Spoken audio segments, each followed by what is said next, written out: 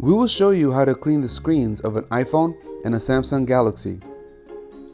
In this video, we'll be cleaning an iPhone X and a Samsung Galaxy Note 20 based on the manufacturer's recommendations. For cleaning recommendations on your specific phone model, click the link in the descriptions below. First, power down and unplug your phone.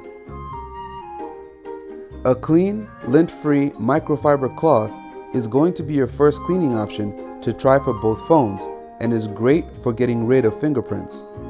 If you need some deeper cleaning, carefully dampen the cloth. Samsung recommends using distilled water. Wipe in a small circular motion to get as much debris as possible.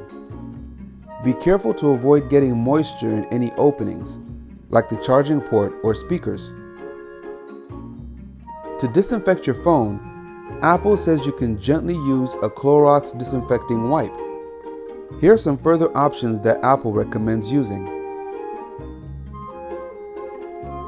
Samsung recommends using these solutions carefully applied to a microfiber cloth. Apple and Samsung both advise that you should not use aerosol sprays, bleaches, household cleaning products, or any other solutions that are not recommended. Now you can enjoy your clean phone.